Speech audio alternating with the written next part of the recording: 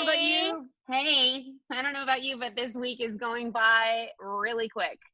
It is, Yes. yeah. Thank goodness. Last week of school. Last week of school is right. Yeah. So, but great weather. And since everyone seems to be heading to the beach, I think we're going to do the opposite and head to one of our local state parks and have a little camping outing and change of scenery since they're doing residents only. So I'm kind of excited about that. Yeah. That's Let us know how awesome. it goes. Yeah. Yeah. We'll have you guys out for a socially distanced cocktail or fishing or something like that. So I love it. Yay. awesome. Well, I'm excited today because we have Joel Conn, and I'm excited about talking with him because he's not just a fellow Rotarian and business owner in Pismo Beach. He is also a good friend. He's the veterinarian and co-owner of Pismo Beach Veterinary Clinic, a bustling practice that also has spun off an emergency pet clinic in northern Santa Barbara County called Pets Hospital. Joel was born and raised in Blacksburg, Virginia, but migrated to California with the rest of his family following high school.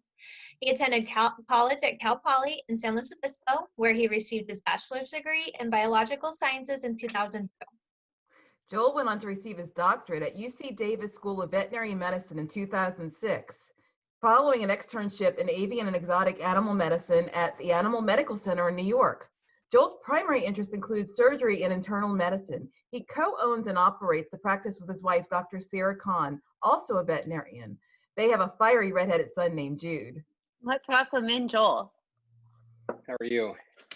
Doing well. I don't know Good. if you've ever met Jordan. Well, actually, she was at Sizzle last year, so you might have seen her there. She was helping me with the silent auction. Hi. Hi. It looks like you're in a really fun place right now. Oh, looks funner than it is. It's actually in his house. He has that climbing wall. No way. Oh, man. My kids would love that. She has 3 Judes, Joel, so 3 redheaded boys. Oh boy. Yeah. Funny. So you began the process of taking over the Pismo Beach Veterinary Clinic around 2009, is that right? That's right. Yeah. Yeah. And how many veterinarians and vet techs and other staff do you have now? So we have about 30 employees now, 6 doctors and support staff. When we started, we had about 5 with kind of 1.5 doctors. So we've managed to grow it quite a bit in the last 11 years. Yeah, we actually we were having breakfast at Honeymoon Cafe actually when we saw the clinic was there, and we decided just to go in and introduce ourselves, and didn't have any plans to buy at all, and then found out it was for sale, and 30 days later we we owned it. Wow. That's amazing. How fast. Yeah. Cool story. Wow. And so I know you just completed a big expansion, and we took a tour. It was awesome seeing the new boarding facilities. What other goals do you have for the business that you'd like to achieve? So we're always looking to kind of push the boundaries on, both quality of veterinary care and also the breadth of services that we offer. So unfortunately, I wish we could expand. We're in a really small facility and we're kind of locked in. We love being in downtown Pismo, so we don't want to move, but we're only operating out of 2,700 square feet, which for us is tiny. So the way we've adjusted with that is we've increased our hours. So we were 7 days a week already. We're now, open till 10 p.m. on weekdays to try to expand that. So most recently, we just did a major remodel. We built a primo cat ward with flat screen TV and ensuite bathrooms, and it's really, really cool. Places for the cats when they're boarding there, they can come out into the room and they can climb up onto the ceiling, and there's all these catwalks and things. So that was a new addition for us. And then we're really excited to bring on Dr. Sheridan Pate, who came to us from the East Coast, and she offers rehab. So we now have a full rehab service with laser therapy, acupuncture, a little bit of chiropractic work, core training and strength training. So that's been really, really cool. And it's awesome for senior dogs, especially that have arthritis, post-op, orthopedic surgery recovery. We have a couple of cats that are going through it that have arthritis and other conditions like that, chronic pain. So that's really, really cool. Wow. Yeah, so we're looking to expand that, and our next goal will probably be to expand our house call service. So we currently do offer house calls. Right now, of course, we're not doing that, but normally we do. And our thought is that if we could also offer almost like an off-site clinic. So for example, we go to Trilogy and set up for a day, and people can go see their appointments, just almost out of the comfort of their home, and try to offer that kind of a service. So we're looking into that opportunity. Wow. Yeah, that would be awesome. There's got to really be a ton neat. of pets out there. Yeah. So yeah, Yeah. I am amazed at how much bigger that building that you're in looks when you're in it, though. I mean, you've really maximized the space, so it's a lot bigger than you think. We've used every square inch, that's for sure. Oh, yeah. So Joel, tell us more about Pets Hospital and the need for emergency veterinarian services on the Central Coast. So that was an idea that came up in 2016. A colleague and actually a vet school friend of mine, Dr. Deanna Brown, from at the time she was at the Central Coast Pet Emergency Hospital. She reached out to me and she said, "What about starting our own place?" And we'd been obviously colleagues for a long time. We knew each other really well, and we realized there's this about 90-mile stretch of Central Coast with no emergency facility at all, which is like unheard of in California. And we figured about 250,000 people that are unserved by an ER. So we moved fairly quickly, kind of looked into best locations. We ended up setting up shop in Orchid, which has just been awesome. It's a really welcoming, tight-knit community, small community. And that's really taken off. I mean, our biggest problem is having enough staff because we just are so inundated and busy. What we really wanted to bring to that is I think one of the things that general practices do usually pretty well is we're good at creating sort of that family warm and fuzzy feel, or at least we try to do that. And I think ERs generally don't. They don't do it. They either don't even try to do that, or they don't do a good job doing it. And so what we wanted to be is the non-ER ER. We wanted to be a warm and fuzzy ER. When you walk in there, you smell cookies, you don't smell disinfectant. You're offered a coffee, you're offered remote control so you can watch Netflix on your personal TV in your exam room. Because we know it's a scary time for people. It's often late at night. There's money involved. Of course, you're worried about your companion. And so we see people at their absolute worst. And so we wanted to create a safe place where they immediately felt like they were being taken care of. And I think that's, I think we've done a pretty good job with that. And we're always looking for ways to improve that. But we've seen from the demand that we're seeing clients from north like Paso and Atascadero that we never expected to draw from that far. Wow. Yeah, that's amazing. Oh my gosh. Yeah. So our plan is to expand that to offer more specialty services. So we currently have a cardiologist and we have a surgery service. We're looking to add internal medicine. We're looking to add potentially things like dentistry, dermatology, other specialties that don't exist on the Central Coast. Yeah, you had a dermatologist for a while, right? Like a visiting one that came in? Yeah, we had a dermatologist that was doing it's called a locum. So she came up once or twice a month. And we're hoping to get them back. They just had such a staff shortage. She was driving all the way from Tustin. Yeah. So she was stretched pretty thin. So we're trying our best to get someone in-house. Okay. Awesome. Good, thank you. Yeah. Okay, so you talked a little bit about dentistry, but we've had some questions just in our team about pet dental care. So we know it's important, but often expensive for owners, and there are more affordable ways that are advertised elsewhere. But what are your thoughts about it, like in-house dental care at a veterinary? Yeah, so that's it's one of my favorite topics to talk about, because dental care, we've learned a lot over the last 20 years about how important it is in pets. And it's the number one most kind of ignored problem in pets too, because it's the kind of problem that isn't usually urgent, or it doesn't feel urgent anyway. But we know that dental disease, just like in humans, is linked with a higher risk for heart disease, for diabetes, for kidney disease, liver disease, you name it, respiratory disease. There was a study in humans that showed that dental disease actually carries with it a higher risk for early death than smoking, which is just nuts. And all of those same statistics apply to our pets. And so now that we have pets that we're able to take better care of, that are living longer, we're able to focus on some of these other things. And dental disease is a huge factor. What we want to do is get to the point where we're not doing rescue dentistry, which is how it's always been in veterinary medicine. You know, the dog comes in, all their teeth are rotted out, and we're just going in there and pulling teeth. And it's not fun, obviously, for anybody, especially the pet. But the goal is to keep those teeth in the mouth, right? So if we can start with proactive at-home preventative care, so tooth brushing, tooth wipes, tooth treats, there's lots of stuff that you can do at home that's pretty easy to do, especially if you start young. So we spend a lot of time educating our clients on how to do at-home dental care. And then just like, you know, your dentist, you know, you brush and floss hopefully, but you still go to the dentist every 6 to 12 months or more than that. And your pet, same deal. So even if you're doing at-home dental care, we want to get in there and do a deeper cleaning. We're charting the teeth. We're doing an ultrasonic scaling above and below the gum line. We polish, we do fluoride, everything that your dentist does. And, you know, unlike people, you know, our pets can't tell us when their teeth hurt. And we know it's the number 2 most common cause of chronic pain in pets, dogs and cats. Number 1 cause is arthritis. Dental disease is number 2. So it's very often overlooked. And we see animals that come in that haven't had dental work done that we end up taking care of diseased teeth, and they're like different pets. They're more energetic. We've seen animals that came in and, you know, in you know, moderate kidney disease, we treat their teeth and suddenly their kidney disease goes away. We've seen that with diabetics as well, where their diabetes either goes away or comes under better control.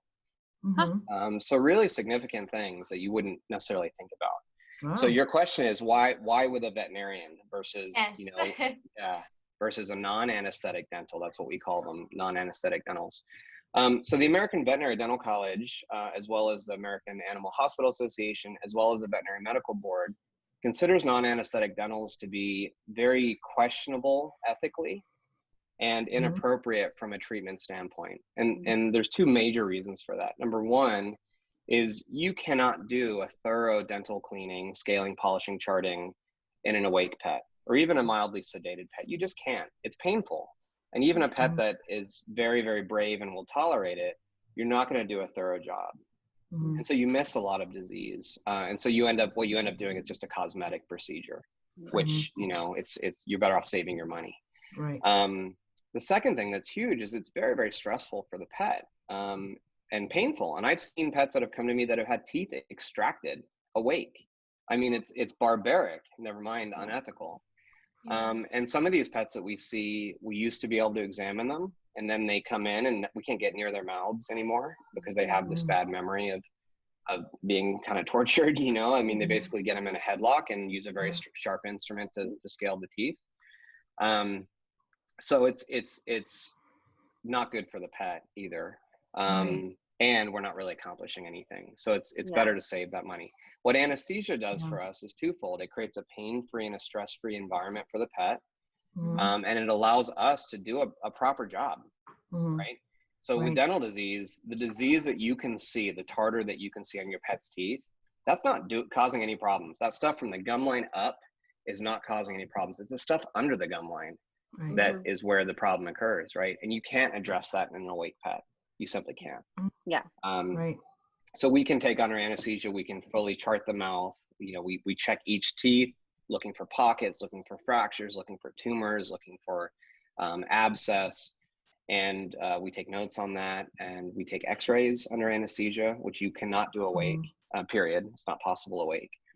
And we often find things we weren't even expecting. You know, just with x-rays, we find things that were not visible from the surface, just like human dentistry.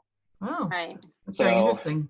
Yeah. It's a great investment. It ends up being a great investment because of the preventative effects that lead to so many other things. Yeah. And we get, I mean, the big downside, right, is cost. It is. And the biggest cost is the anesthesia. And we get that. And that sucks. I mean, that is the hard part of doing dentistry, preventative dental care. But it's like any preventative care. You pay on the front so that you don't have to pay on the back. And you end up with a healthier pet, like Ashlea was saying. The other thing is that we kind of looked at that pretty critically with our clientele. I mean, we're fortunate we've got a pretty affluent clientele, but we got a lot of people that even if they have the means, they may be on a fixed income. So we looked at, well, how do we make this more doable for people? And so that's where we came up with our wellness plans a few years ago. Mhm. And so the idea there is that you can pay monthly, kind of like a cell phone bill, and it covers everything you need for the year, up to and including a dental cleaning. Wow. And the other nice thing for us is that now we're getting these pets in sooner. So we're not doing rescue dentistry, we're doing preventative dentistry. And then it is a lot cheaper. It's a lot faster. It's better for the pet. And you're not spending thousands of dollars on pulling teeth. Right. Yeah, It's plan, much cheaper to, it's much cheaper to preventatively care for something than to reactively treat it. Yes. Yeah, Definitely. for True. sure. Very true. Yeah. That's awesome. So Joel, not to dwell on the pandemic, because I think everyone's suffering from a bit of quarantine fatigue. However, how has the business pivoted in this new normal? And you're always essential, but how have you had to adjust, and how has this impacted your business? Yeah, so it was pretty scary for us, just like any, small business. It's been kind of a scary, uncertain time. We're fortunate that we are an essential business, so we were able to stay open throughout. The biggest thing for us is if we had enough employees that were healthy enough to come to work, which we've been very fortunate. No one's gotten sick. The main way we've pivoted is we now offer curbside appointments. So what that means for us is you pull up in your car, you call us from your cell phone.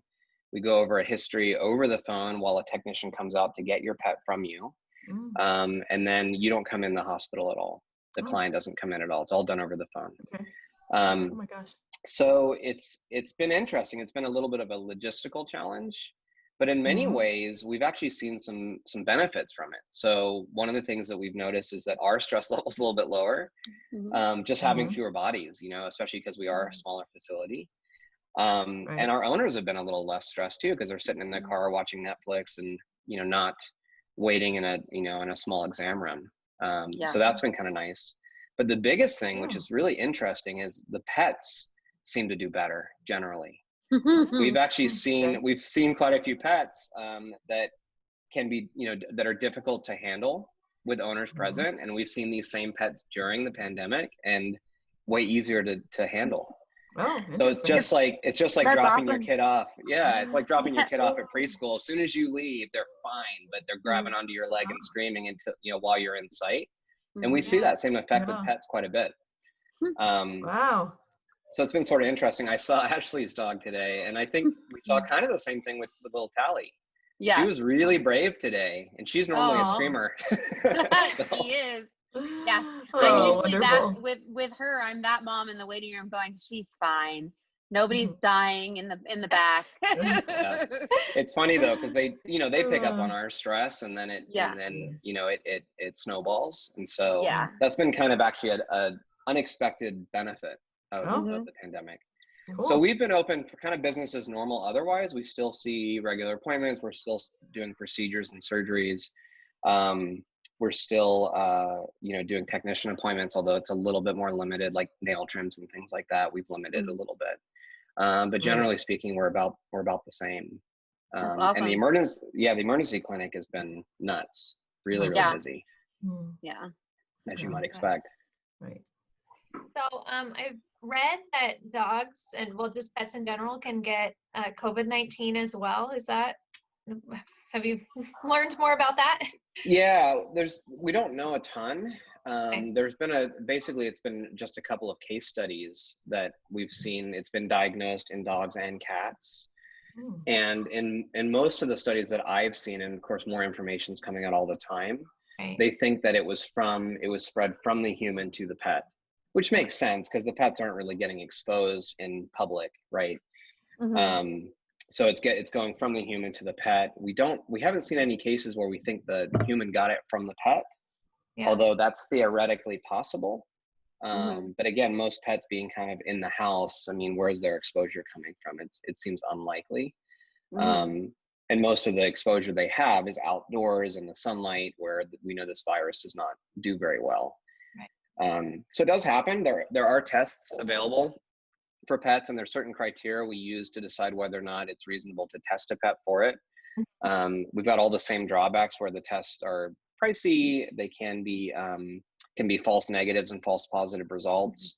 So we pick our pets, or in theory, we would pick our pets pretty carefully based on their symptoms. We haven't had any cases in either of my hospitals, and none on the Central Coast that I know of, period. Good. That's Good to know. Yeah, that's good. Yeah. Good question. All right. So now for less business-like topics. So give us. We know that one of your passions outside the office and probably a way to let off some steam is a little game that I tease you about that I call frisbee, but it's more intense than that. So give us some details about what Ultimate is all about. Ultimate. Yeah. So that's been my biggest hardship during this whole thing, is not being able to play Ultimate. Oh, Yeah. I haven't gone this long without Ultimate for probably 20 years almost. Wow. Oh my God. Wow. Yeah, I've been playing for a long time. So Ultimate, or it's sometimes called Ultimate Frisbee. Frisbee is actually a brand made by Whamos, so it's usually just called Ultimate. It's a sport that's a little bit like football. So the field plays like football. It's played on a 70-yard field within zones, kind of like a football field. And the objective is for the one team to complete passes up the field and get it into the other team's end zone. And that's how you score. The cool thing about Ultimate is it's self-officiated, so it's guided by, it's called the spirit of the game. So you call your own fouls, you make all your own calls on the field. So it's meant to be kind of a spirited game. You just need some cones and a disc, a frisbee to play, and it's non-stop action, which is awesome. So you're constantly sprinting, running the entire time. Yeah, you don't know fun. this, but somehow I have managed to keep you connected with me on my Apple Watch. And every now and then it tells me you've done some colossal amount of calories running for like, I don't know, 120 minutes solid or something like that. So yeah, that's awesome. Yeah. And you go to like competitions in places, right? So we have a pretty active local scene that I coordinate a lot of the local. It's pickup, so anyone can show up. It doesn't cost anything. You can be brand new, you can be experienced. We have all levels. We have all ages too, from high school, even middle school, up to, I think our oldest player was close to 70 while he was still playing. So that's really cool. It's a really great opportunity to kind of meet people in a really nice, friendly set, competitive but friendly setting. So you can play almost every day on the Central Coast in San Luis Obispo and Oro Grande. We have games going. But then I also play club. So club is like the next level after college, just like in any sport. So I just last year started playing Masters, which is 33 plus. So I'm playing in the older division now. And we play on a pretty decent Masters team. We went to nationals last year, and we got invited to represent the United States in the Pan America Ultimate Championships in Florida. So I did that back in I think it was November-ish. We got bronze medal there. So awesome. get to travel a little bit. Yeah, nice.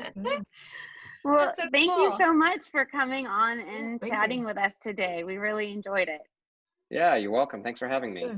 All right. Well, that was a great episode. Looking forward to next week. And I'm Ashlea Boyer. I'm Jordan Hamm.